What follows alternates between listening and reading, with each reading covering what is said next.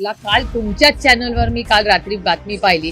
त्याच्यामध्ये असं दाखवत होते की शिंदे सेना आरोप करत होती की ईव्हीएम मशीन मध्ये गडबड आहे.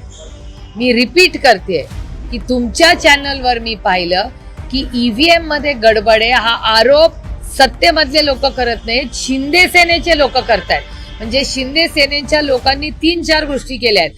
पैसे पकडून दिले, घोटाळे आहेत, या मतदार यादीमध्ये हे दाखवून दिलंय. प्लस आता ईव्हीएम म्हणजे जे काँग्रेस पक्ष आरोप करत होते, विरोधी पक्ष आरोप करत होते, ते सगळे आरोप आज शिंदे सेना करते आणि हे सगळे तुमच्या चॅनलवर दाखवलेले.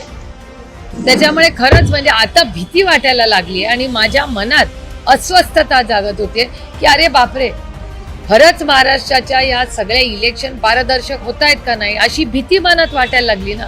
ज्या इलेक्शन कमिशनवर विश्वास ठेवून आमच्यासारखे लोक निवडून आले, आम्हाला आता भीती वाटायला लागली, अस्वस्थ वाटायला लागलं मन की अरे बापरे, काय नक्की चाललंय या राज्यात.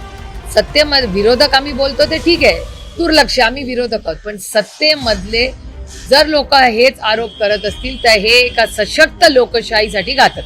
की बोगस मतदान चालू आहे, पैसे वाटप चालू आहे, ईव्हीएम मशीन चालत नाहीये, त्याच्यामध्ये घोटाळा आहे, त्याच्यानंतर मतदार यादीत घोटाळा आहे. हे सगळे आरोप व्हिडिओ सकट खरं तर सगळ्या चॅनलनी दाखवले. मला असं वाटतं याची एक ईडी आणि सीबीआयची इन्क्वायरीच केंद्र सरकारला मागेल, कारण का महाराष्ट्र सरकारकडूनच हे होतंय ना. सरकारमधलेच लोक पैसे पकडून देत आहेत. मग त्या कॅशचं पुढे काय झालं? आम्ही केंद्र सरकारमध्ये मांडले हे सगळे विषय. तेव्हा एका लोकशाहीमध्ये नक्की इलेक्शन होतंय का, पारदर्शकपणे होतंय, हा एक मोठा प्रश्नचिन्ह महाराष्ट्रात राहिलेला आहे. आदरणीय पवार साहेबांनी मागच्याच इलेक्शनला मध्ये सांगितलं होतं की ही स्थानिक इलेक्शन्स आहे. स्थानिक इलेक्शन्स मध्ये काय कसा निर्णय घ्यायचा हा आमचे स्थानिक नेते ठरवतील.